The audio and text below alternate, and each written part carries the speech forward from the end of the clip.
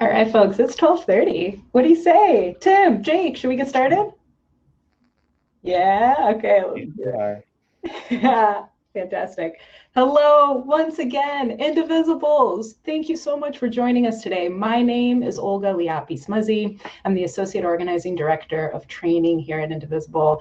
And oh, yes, some familiar faces. Keith, hello. Oh, it's so good to see both folks who I recognize in the chat and many of you who I don't know, but again, just thank you for choosing to spend your Saturday morning or afternoon here with us, because we have an incredibly important topic to talk about, something that is a very real threat to our democracy and to our country, which is disinformation.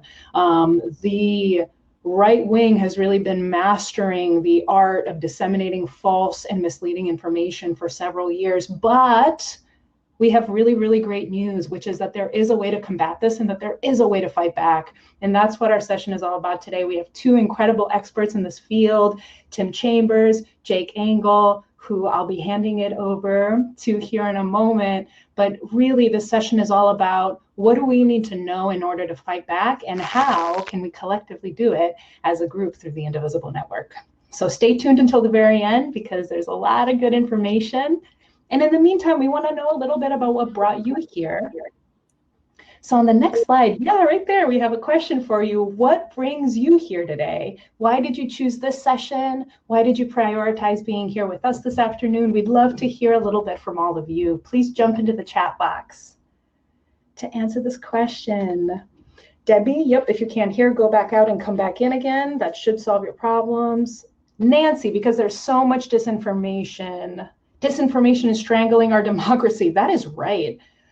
Too much hate, concerned about protecting our democracy. Yes, because we have 3 months until the election, because it's about the truth.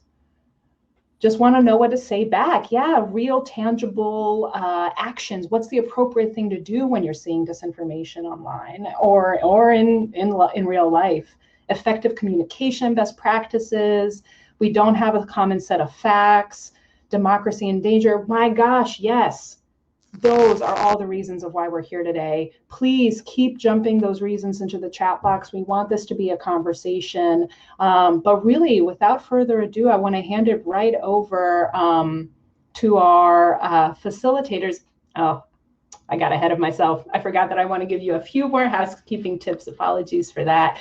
I've mentioned this for most of you, but for anybody who wasn't here at the very beginning, you can double click any of our images on your screen in order to enlarge them. So you can double click the PowerPoint, you can double click Juliana, our ASL interpreter, you can double click, again, any of our images. We want you to have the best experience possible, so make sure that you're enlarging whatever image is most useful for your needs. And then we're also collecting questions. I'm going to be in the chat box moderating while Tim and Jake are presenting. So please write the word question in all caps before your question, so I ensure not to lose it, because we will be answering questions at the end. And then lastly, all Indivisible materials will be available after this training, including supplemental materials related to this effort in particular, and also a recording of this session. Okay, so without further ado now, for real this time, I'm going to hand it over to Jake. Hello, everybody. My name is Jake, as Olga said. I work at GQR, which is a public opinion research firm here in Washington, D.C.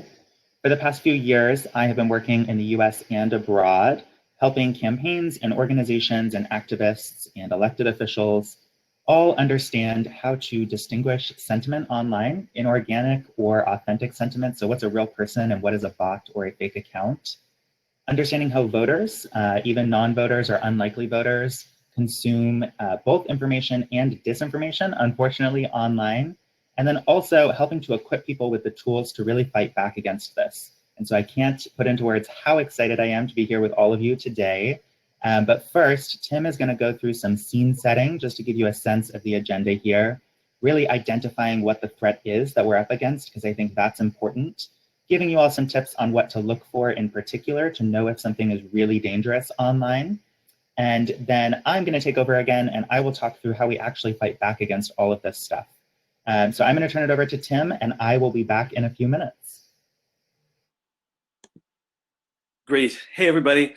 As Jake mentioned, my name is Tim Chambers. I run the digital group at Dewey Square Group, which is a public affairs firm in DC. But my group has had a practice fighting disinformation for the last several years, like 2 or 3 years. And we've done both state-based and national-based efforts at countering disinformation. But importantly, I wanted to note, I'm also been running or co-leading Indivisible MoCo in Maryland. So that's one of the larger Maryland chapters of Indivisible. So super excited for today in general, and very excited for this session in specific. So with that, let's dig in. So I wanted, as Jake mentioned, I wanted to start by just setting some broad definitions. And really the biggest one is the word disinformation. So you may have heard this term in broad use, but we want to give you a very crisp definition of this and a few other related terms. The first one is that you could call disinformation when someone is purposefully sharing false or misleading information with the intent to do harm. And that is obviously common. There is another term that you may have heard, and some people use this as a synonym for disinformation, but it has a slightly different meaning, which is misinformation. That's still false information, and it is shared online, but it is not created, and in most cases not shared, intending or knowing that it was false or intending to do harm. This could be an example of just a reporter who got something wrong, or a social media post that meant well but was in error, and then suddenly it spreads. In some ways, this can be just as damaging as full-on disinformation, but it's important to distinguish these, we think, so that we could counter them in specific ways. And each one, there's sort of different ways of countering that we'll go into today. The last term is one that you probably are unfamiliar with, which is malinformation. And that is a word that is this here, in this case, the content being shared is technically, by the most barest technical definition, true. But it has been edited or framed or in other ways intentionally created to be misleading and shared to do harm. So this could be as simple as like a quote taken out of context, where the quote was technically accurate, but out of context, it sounds like someone is saying something they didn't say. Or for instance, a Biden video where they would just edit a very short snippet of Joe speaking, whereas if you just watched that one part, you would think it was one thing, but if you saw the larger context, you would know it was another. So even though this term may be one that's new to you, this may be the kind of disinformation you see the most, and it might be the kind that we as a project will be countering the most. I also wanted to describe the kind of actors that are sharing disinformation. And you may have commonly heard the term bots or trolls. We wanted to define those a bit more. So bots are basically scripted or robotic social media accounts. If you've ever come across an account that just posts a naturally high number of posts a day, like hundreds and hundreds of posts a day, or that you see when you look on their feed that they've posted 24 hours a day, 7 days a week without sleeping, that's not a human. So that is where someone is using scripts or different tools to artificially post and to try to increase their reach. On the other side, trolls, sometimes people think troll just means really angry internet person. But for this case, for disinformation, troll has a specific meaning. These are organized actors. In some cases, they're pretending to be someone they're not. In some cases, they are hard to tell who they are. But they're organized, and they are disinformers trying in an organized way to push these messages, to do some of the same things that bots do. And in some cases, they are literally for hire. We've seen cases where trolls, literally, you could see them sort of check in at 8 o'clock and leave at 5. But then there are also cases where it's just activists really acting as trolls, but acting as disinformers and being fraudulent. And in some cases, doing things where they try to make a few hundred accounts look like a few thousand or tens of thousands of accounts. The other thing that we counsel in general is don't get hung up on these definitions. In essence, you could put all of these under the category of suspicious or bad actor, and that's fine. And as Olga will mention later, there are ways in this project that you'll be able to submit those to Indivisible, and Indivisible and we will be able to do a deeper dive on these accounts. And that is much more important that we do that work than you do. the kind of work that Jake will go into is where you should be spending your time. So clearly from the comments already, you sense the danger of disinformation, but I do want to highlight like how broad a danger that is. So in the first case, disinformation and misinformation can bubble up from the fever swamps of the internet into the mainstream. And then suddenly an issue has just got everybody talking about it, and it becomes very confusing in some cases where reporting is reporting on some of the disinformation wrongly, etc. It just can muddy a topic, and that does great damage to a campaign. But it also can physically endanger people.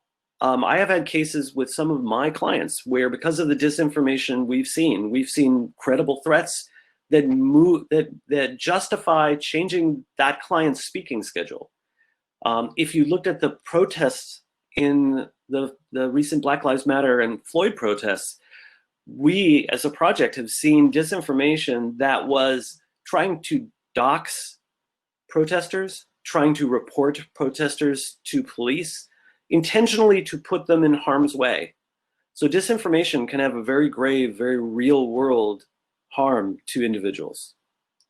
But then when you look at from an electoral standpoint, disinformation can be a critical factor in voter suppression, voter depression, simply wrong voter information.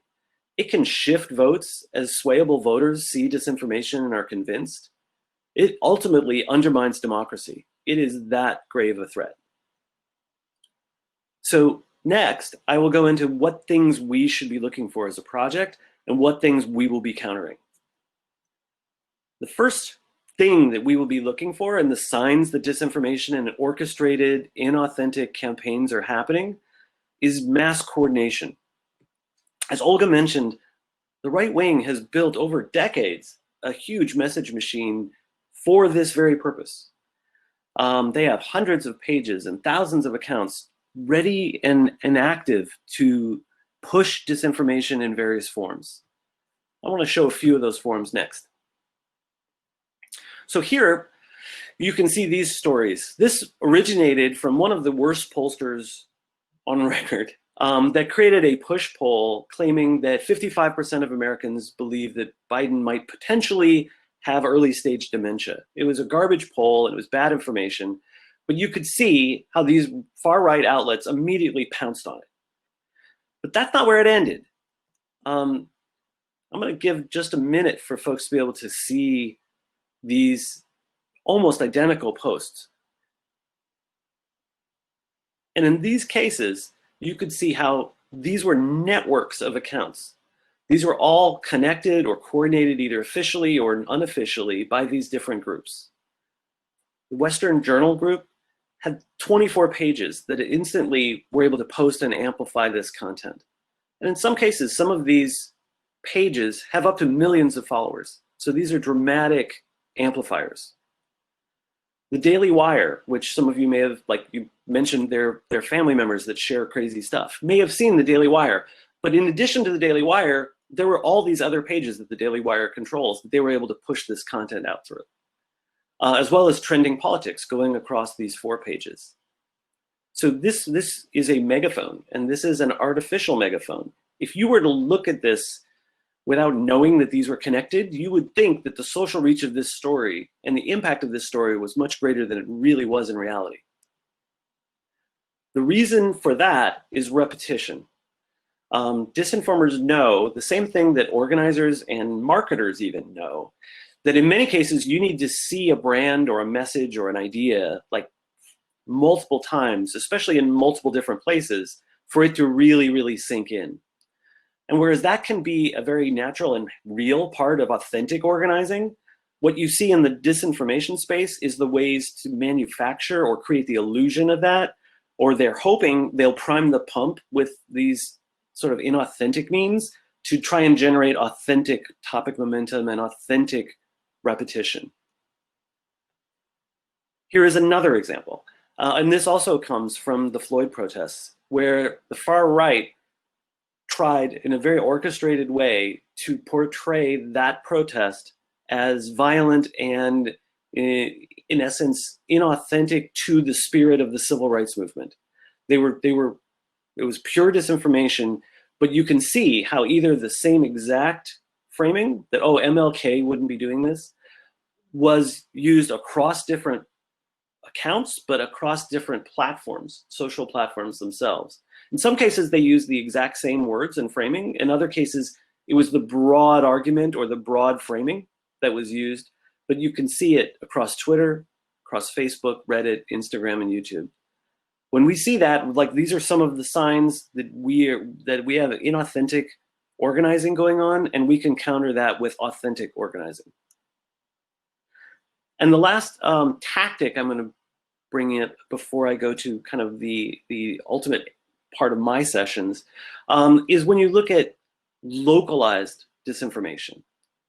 Disinformers know that you are more likely to trust information that's coming from your neighbors, or seems to be, or local news versus national news is typically trusted more. And they have invested a great deal of time in propping up and creating channels that appear to, some cases are, but oftentimes just appear to be localized settings. So I'll wait a quick second and let folks look at this before I speak to it.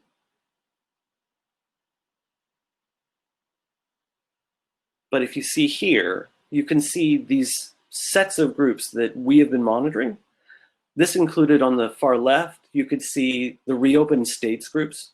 Those were, some cases, hundreds of thousands of members in these groups organized to push for local state reopening. On the next to that, you can see the reopened schools effort. With whole networks of sites equally quickly created to try to be a hive of activity around reopening schools. You could see the kinds of local Trump groups that have been created, and the anti-vax groups, which also were extremely localized. And in all these cases, not all of this was pure artificial accounts. Many of these were real people that were kind of drawn into these movements, but still, it was common across all of them. There was a great deal of artificial things attempting to look or appear to be local and trying to push content down to local communities.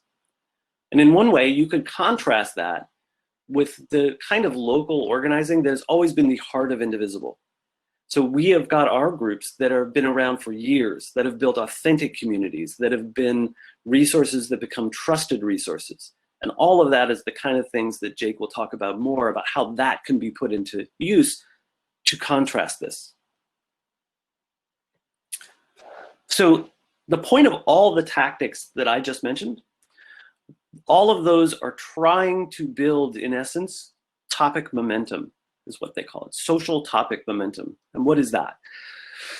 That is when the bad actors can create, they're trying to create at least the illusion, or if possible, the reality that a social media topic gains mind share and becomes top of mind, and that this is something that goes over time. They are happy if news isn't going to allow that because it just doesn't give them fodder. They will go back to classic, quote unquote, classic stories to try to generate news to create topic momentum. One other example of that is, again, using the Black Lives Matter protests. When they were trying to counter that and had really no fodder to do that with, they were happy to go back to like 5-year-old interviews, create snippets of malinformation taken out of context to be able to push that and to say, oh, newly surfaced video just surfaced saying that Black Lives Matter writ large is, say, Marxist. So the push for content, for topic momentum, they'll use any means they can. And here is an example of topic momentum by right-wing actors and others around vote by mail. I'm going to give this a second as well for folks to look at.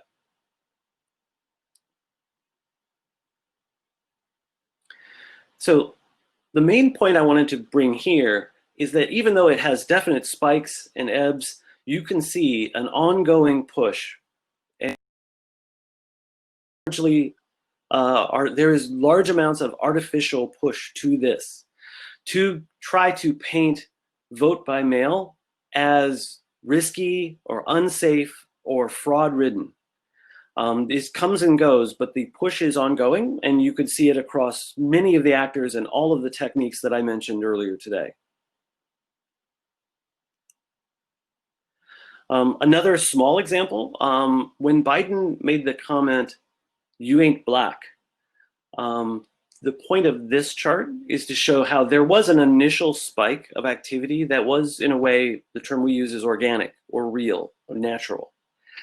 But then you can see after that, the attempt that was successful for a period of time by right-wing disinformers to try to keep pushing and trying to keep that topic having topic momentum. And it worked for some degree of time. What I will say is the good news so far, and this can change on a dime, but so far it does not appear that the attacks going at Biden have been able successfully to do long-term topic momentum, not for lack of trying. You could compare this to 2016, where what you have in this chart is voters were asked right during the last weeks of the election, the most common terms that they had seen or read or seen online about Hillary. And clearly the email narrative had topic momentum and was so entrenched. So far, and the chart on the right is showing research from Axios that launched 2 days ago, where they saw that the various different attacks on Biden so far, almost all of them were not able to sustain topic momentum. They were able to, punch at him, but those punches didn't stick and didn't stay. Now, that will continue. They will keep trying. One key part of that headline I would like to kind of close on is the phrase that Axios used, that so far that we've been able to sort of defang this disinformation. And really, that is the message and goal of this entire session from start to finish, is that we have the power to defang this. We have authentic accounts. Indivisible users are real people versus fake accounts. Indivisible groups are real local groups versus, in many cases, artificially or propped up or fake social groups. And human voices can organize online to counter these sort of trolls and bots and other bad actors. And that's the focus that Jake will take from here as we go through the second part of the session. Yes, so thank you, Tim. That was really wonderful. I love seeing all the energy in the chat here. I think a lot of those questions I'm actually going to answer. So that's great. I'm glad you're all teed up for it. Again, thanks, Tim, for setting the scene. It's really important that we understand what we're up against, because it's really just important to understand that it's a lot. But the good news is we're a lot better. We have the facts on our side. We have the people on our side. And so I'm going to talk through how we actually fight back against all of the craziness. But before I dive in, I just want to be clear, there is no silver bullet. I wish I had better news about that. But there are a whole lot of people who are really fired up about what's been going on in this country. I can see that in the chat. And I'd say that mobilization is a lot more powerful than these bad actors realize. 2020 is a weird year, to say the least, right? Disinformation this year has been even crazier in a lot of ways than it ever has been before. COVID-19 really changed a lot of things, and we have new bad actors trying new tactics. Winning in 2020 is really going to require us to inoculate our networks. And I know that's sort of an insidery word, so let me just explain what inoculating means. All it is just a fancy word for saying that we need to stop disinformation in its tracks and prevent people from buying into all of the misleading junk that they're inevitably going to see online. And as you guys have indicated, they're already seeing, unfortunately. When we're responding to disinformation, on this next slide here, I outlined just a couple of questions that we might want to ask ourselves. There are a lot to choose from. You all are very smart, and you should feel empowered to bring all of your ideas to the table and all the questions that might be relevant for your networks and your friends and family. But a couple I like to ask: whose voice carries weight in my community? That's really important. So is there someone in particular that we might want to reach out to say, hey, can you get the word out on this? Because we know that people trust them. Maybe they have a lot of Instagram followers in Detroit, and we know that we want them to combat something. Or maybe they're just a well-known community leader in Pittsburgh, and they really want to help get the word out, but they don't know how. but we can tap into the trust they already have built up in their community so that people take the information we're sharing seriously because it's factual information. We might ask who needs to hear it most. Some disinformation is really targeted. If Trump starts lying about Biden's education plan, for example, maybe we want to reach out to the teachers that we know, the young people we know, or parents. We can give grandma a call too, but sometimes we might want to focus on certain groups more than others based on what the disinformation is really about. We might ask what we've already heard from our network. I know some people in the chat have said they're already seeing some of this stuff in their own networks. That's a helpful way to know if our friends and family are already starting to believe disinformation or conspiracies. And we might need to adjust our strategy a little bit accordingly. And then what are our options? And we're going to come to that in a minute. But first, I want to give you all a second to take in this next slide. And I'll talk through it. I know that it's a little hard to see some of this stuff on these slides, so we'll talk through.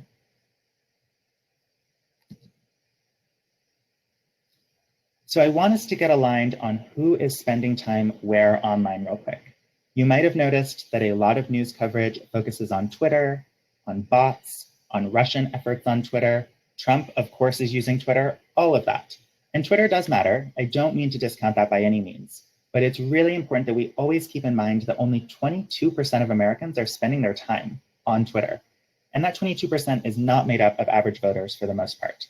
My grandmother, for example, in Vermont, some overlap with New Hampshire if we have any people here from there, she has a Twitter account, but it's only because she thinks I'm kind of smart and she likes to see what I'm tweeting out to people. It's not because that's how she's talking to her friends and her family. That 22% is really made up of a lot of journalists, political elites, and activists.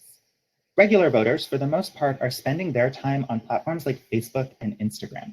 About 70% of people say that they use Facebook. That's really remarkable. And so when we're thinking about which platforms are the most effective for where we want to push back against disinformation, we want to have that in mind. Tweets are good, feel free to tweet out, but Facebook is even better because we reach a lot more people that way. And we'll talk about all the different ways that we can push back soon. On this next slide here, I just want to make clear that everything on social media is driven by algorithms. I think one slide back actually, Tim. The algorithms are sort of the secret sauce behind who is seeing what on social media and why. You know, they decide what Tim's going to see in his Facebook feed, what Olga's going to see in her Facebook feed, and they're really, really sophisticated. Facebook knows that I'm going to watch every single one of those 20-minute long videos about 5-minute kitchen hacks that they throw my way. I will sit through all of those videos. The algorithms can do that with political content as well. And algorithms are driven largely by engagement metrics. Engagement is currency on social media, if that's a helpful way to think about it. Every like, every comment, and every share, that's what we call an engagement metric. Even if we're debunking content, that tells the algorithm, hey, Facebook, we should show this to more people. It looks like folks are really interested in this content. So every time you engage with a piece of content, you like it, you comment to say this is crazy, or you share it to say this is crazy, you're granting the platforms permission to show it to more people who may not have seen it before. With cat videos, that's safe, but with disinformation, that can be really, really dangerous. And so on this next slide here, we really want to make clear that we never want to amplify disinformation. And we always want to make sure that we are only engaging with content that contains accurate information that we really want to fight for. I think our slides might be out of order here, Tim.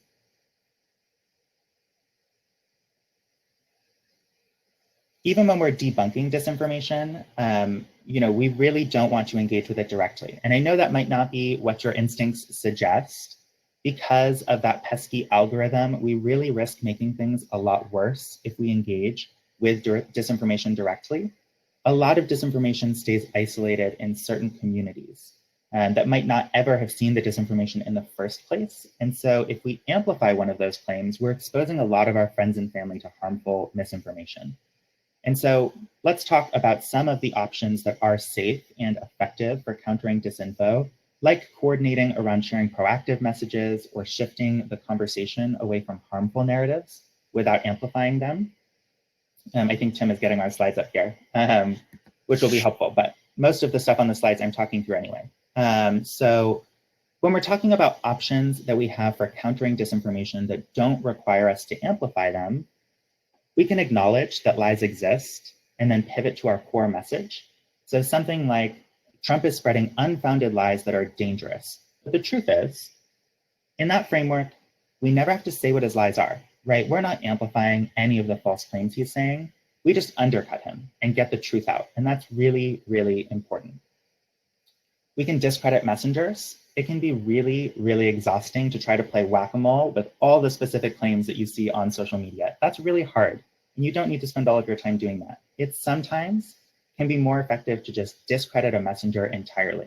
So we might say something like, Trump has completely botched his handling of this pandemic and it's hurt so many people. Now, he's scared he's going to lose the election and he's resorting to lies about the voting process. But everybody, let's stay focused on what's true here. In general, we always want to boost our side's content. I know that this came up in the chat there. We always want to organize around our proactive messaging. Tim talked a lot about how there are hundreds of pages steadily sharing disinformation. And so we really need to make sure that our side is sharing our content just as much because we have the facts on our side, like I said. Back to an earlier example of someone attacking Biden's education plan. Maybe we want to direct message Joe Biden's post about his education plan to all the teachers we know. Or maybe we want to make a phone call to really connect with somebody who that issue might matter with. We're on slide 33, Tim, if that's helpful. Sometimes we might hear that someone is spreading disinformation, but it's not reaching too many people yet. And in that case, we might just want to get ahead of it and organize around a proactive message before it gets a chance to break through, right? We just want to stop it before anyone gets a chance to believe it and get them the accurate information first. And then sometimes we might share this content directly into our Facebook groups. Oh, good, our slides are caught up. We might share some of this into our Facebook groups. I know some Facebook groups have rules against this, so definitely check before you get into trouble in any of your gardening groups. But those sort of less partisan spaces can be really, really good for reaching people in the middle. And just a reminder, we'll send these slides around afterwards. So if you are a little concerned you missed a few things just in the last 5 minutes or so, you will have them all. On our next slide here, I also want to be really, really clear about something. There is no one-size-fits-all approach, and there is space for everyone to fit into this. You don't have to be a social media expert to counter disinformation. I know a couple people in the chat said they didn't want to be targets of disinformation, so they left Facebook. That's fine. If you are more comfortable sending text messages or emails or making phone calls or even sending written letters, that's okay too. We're focusing a lot on social media for the sake of this presentation because that's where so much of this disinformation takes place. But I encourage you all to fight back on the same battlefield as much as you can. But ultimately, I would rather you make some calls and send some letters than not be in this battle at all, because you guys are so important to all of this. And on our next slide here, the big picture of all of this is that we want to respond not just by going, post by post, claim by claim, or just until November. We really want to build trust over time. Trust is at the core of all of this. We know that disinformation really thrives in spaces where trust is absent. We know based on all kinds of research that trust is in a pretty bad spot. A lot of the people in the US and all over the world don't trust their leaders, they don't trust the media or their institutions. And that's part of why bad actors have been really, really successful at spreading disinformation effectively. People sometimes don't know what to believe. They're often primed to expect bad things, right? But we do still trust our friends and family, mostly. There might be a couple of family members, not so much. But meaningful engagement online with our friends and family can really help to build trust and immunity against disinformation. And I know I'm sort of preaching to the choir here. Trust is core to Indivisible. This whole network is built on trusting and empowering progressives to take a stand and fight for what they believe in. That's, again, why you guys are such a critical part of this movement. We're going to use that trust and build on it to counter disinformation over time. Your friends and your family are more likely to believe a counter message if it's coming from you than if it's coming from some elite. And on our next slide here, at the heart of trust is what we call two-way engagement. Communication is a two-way street in relationships, at work, and when we're fighting for progressive causes online. But what do we really mean by communication as a two-way street? We mean talking with people, not at them, especially when you're explaining to someone that something they believed is wrong. We want to make sure that we aren't, sounding like we're talking down to them. Disinformers are really good at exploiting fear and confusion and real concerns that people have. And so we want to make sure that those conversations are really conversations and not just us telling people, you are wrong, I can't believe you shared this. Being transparent and authentic is also key. It's okay to say, hey, I saw this the other day too, and I thought it was totally true, but I did a little bit of digging and it turns out there's a lot more to this. Check it out. Your own voices are really what's powerful about this. You don't need a fancy script from someone like Tim or I. You just have to use your own voices and talk to your friends and family. We really don't want you to invent a new approach to fighting back against disinformation, right? We just want to arm you with some tips and tricks to centralize that process. Listen more than you talk. This might be starting to sound a little bit more like relationship advice than disinfo advice, but that's true. We have to meet people where they are. A lot of disinformation, again, is shared because people are confused or they're angry or they're scared. It's a pretty scary time. Acknowledge that and then provide people some alternative options to express their anger or their confusion. Maybe, sharing good information on social media or sending letters to lawmakers or joining the Truth Brigade, which we'll talk about more in a little bit. But we want to bring as many people into the fold as possible. And you guys are all expert organizers already, even if you don't think of yourselves as that. So on this next slide, I just want to do a real quick recap about what we have learned. We know that we're up against a lot. It's a big fight ahead of us. We know we never want to amplify or accidentally spread disinformation because the algorithms drive everything on social media. We know that progressive candidates and causes need us to fight back as a collective movement. And we know that most people we want to reach are on Facebook. And then lastly, we know that restoring trust is sort of our big picture strategy. Let's talk about what we're going to do here. I know that's what you're all waiting for. So on our next slide here, we're activating our networks. All of that stuff we've talked about so far is really helpful because once we know that and we've built that trust and we're using that trust, we can fight back in really powerful ways. Tim talked about how in-network disinformation is the most dangerous, the disinformation circulating among friends and family at the local level, and bad actors know that. It's why they've invested so much effort into building up all the infrastructure that Tim talked about. And while they do have some real organic organizing on their side too, they often lean into fake accounts on social media to help boost their messages and spread lies, right? We all know that. We don't have the same infrastructure on our side to spread our messaging. We don't have hundreds and hundreds of pages that all share stuff together. Real people are our infrastructure, right? We don't need fake accounts. We just have to organize people power to fight for progress. And that's always been the cornerstone of the progressive movement. Indivisible's existence is representative of that. What you all have and you do is really unique. So let's use that to beat them at their own game, right? Let's activate our side to spread accurate information throughout all of our networks. And the next 3 slides are really exciting examples of what this can look like. So I'm going to give you a second to take each one in, starting with the first one. And again, I know it's a little hard to see these, so I'm going to talk through them. Sometimes we might want to just shift the conversation around current events. So this example I happen to like a lot. Back in April, when we were seeing all kinds of reopen protests popping up all over the country, people saying that we should reopen despite quarantine measures, Trump tweeted in all caps, "Liberate Minnesota," during a protest at the state capitol. Minnesotans didn't like that too much. And immediately they responded on social media using the phrase, "As a Minnesotan, ... Instead of amplifying or repeating Trump's support of the protest, we saw people say things like, "As a Minnesotan, I'm thankful to have a governor who understands how to protect his state." Or, "As a Minnesotan, the only thing I'd like to be liberated from is you." This is a really, really creative way that people organically took over that conversation to get the message out that the majority of people were opposed to reopening the state. And I'll pause for a minute to let you take this next one in as well, because I think you'll like it.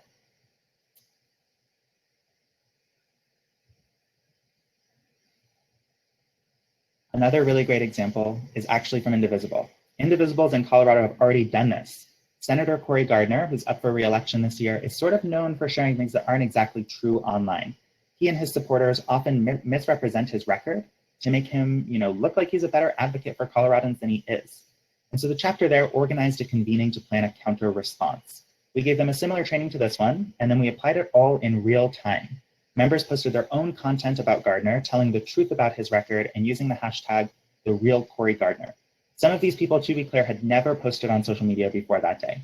But in doing so, just one chapter was able to organize 34 social media accounts, create over 120 social media posts, and generate more than 440,000 impressions. 440,000 people might have seen that content. That's what we call using people power to counter disinformation. And this was sort of the pilot to the Truth Brigade.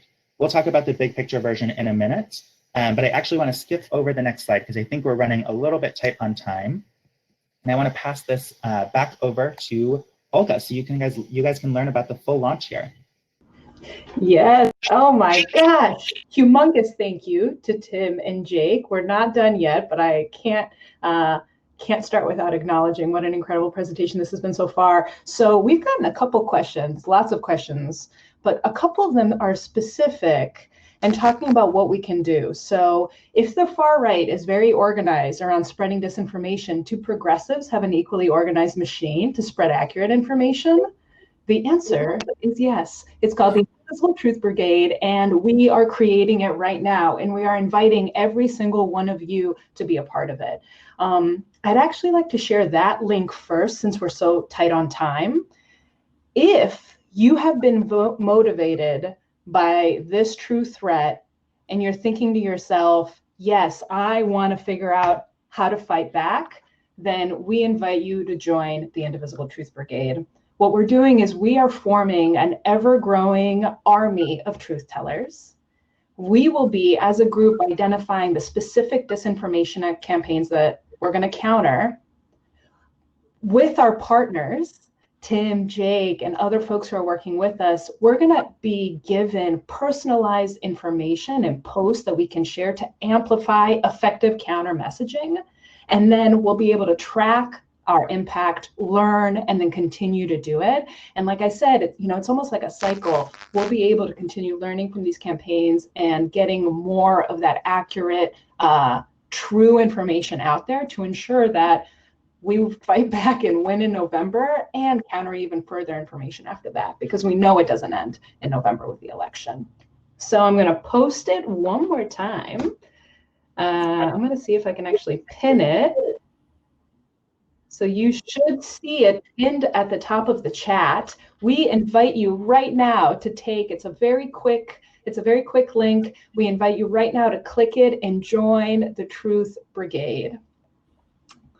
Okay, we have a few minutes, y'all. Should we jump to questions right away? We had planned to share a post and feel the experience of actually sharing correct information as a group right now, but we're so short on time that I think it might be more important to get people's questions answered. How do you all feel about that, Jake and Tim?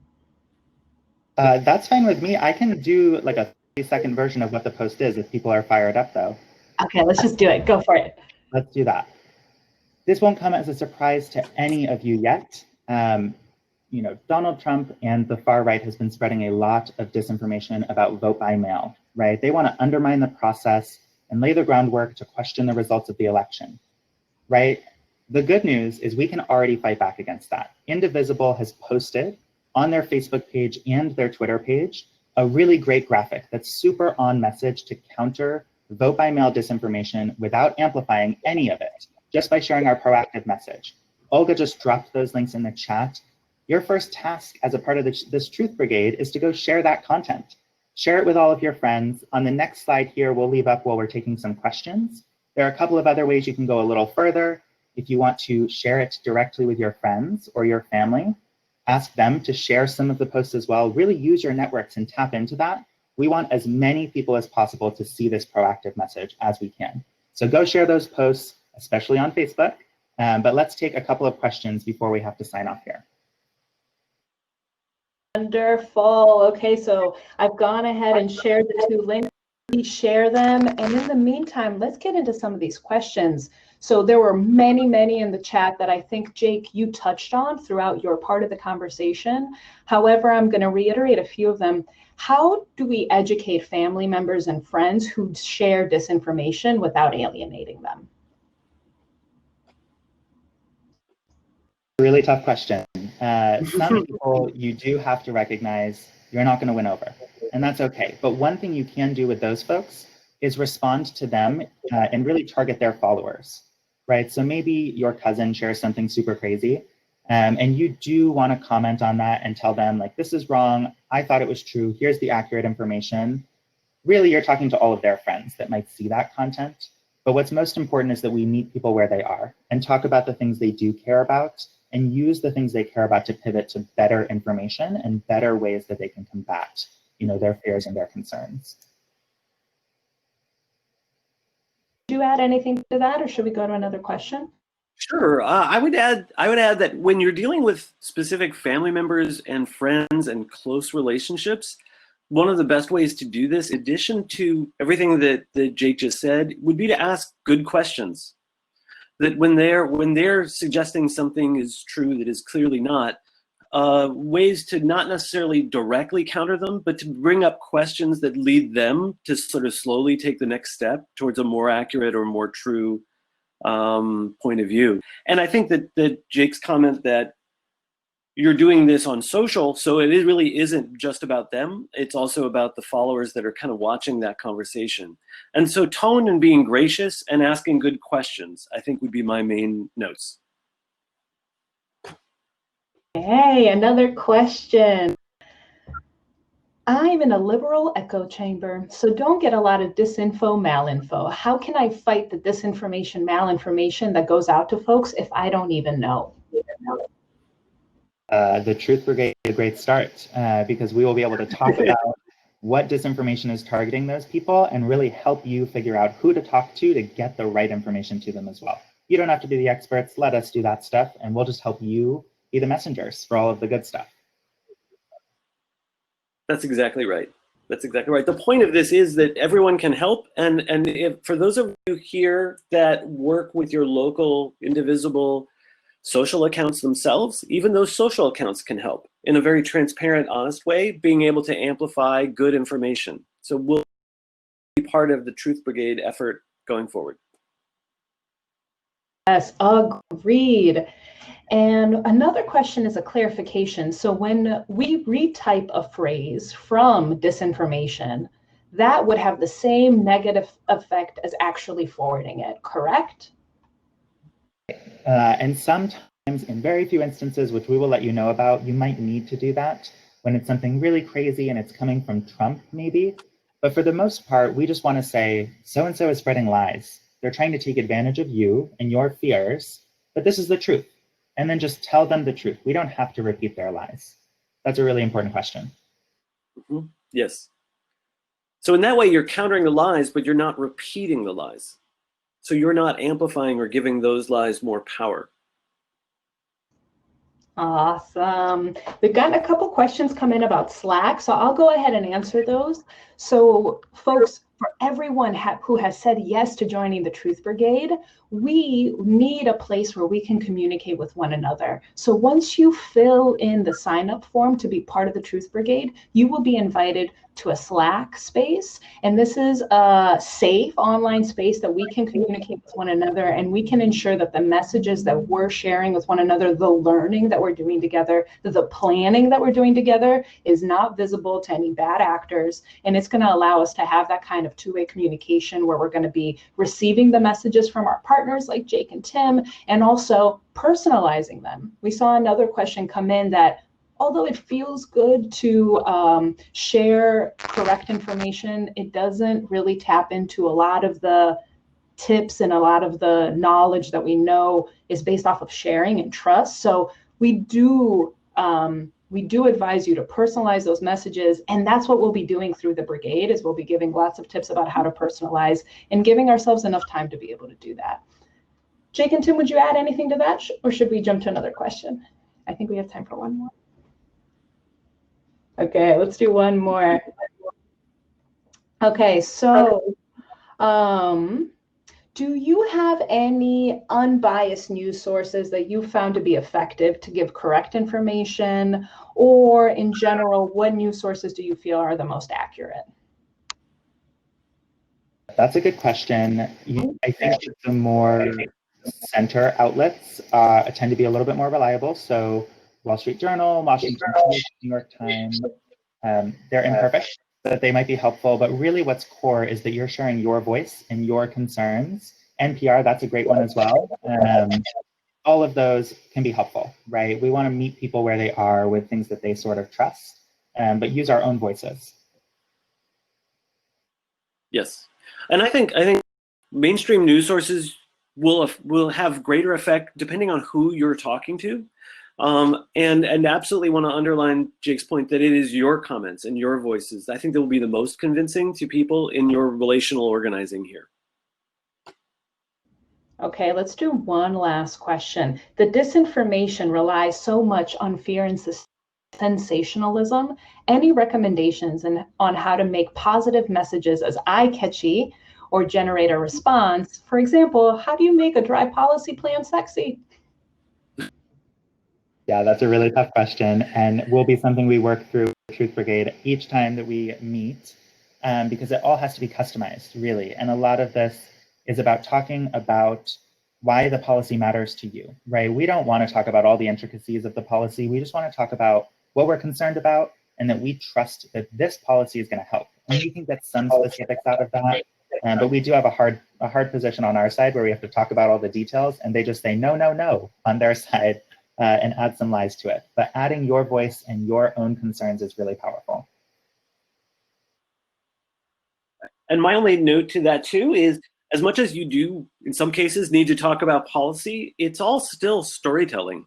So it's just find the best way to tell the most compelling story about that policy that can make the narrative that you are trying to get across or counter the disinformation that you are trying to correct. So much of organizing is storytelling. All of the lessons, all of the tools that we've been gathering, that we've been doing this work for years, can be applied into this work, this particular lane of work as well. Okay, we are at time, y'all, and we have a really packed agenda, so we urge you to go ahead and join us over at the main stage. That's the next section that's happening, and I don't want to leave without saying thank you, humongous thank you to Tim, humongous thank you to Jake. What an incredible presentation, round of applause. Thank you, Juliana, for ASL interpreting, and thank you to every single one of you for joining us today. And this work continues through the Truth Brigade, so please sign up, share with your friends, and we'll be continuing that work there. Thanks, everyone.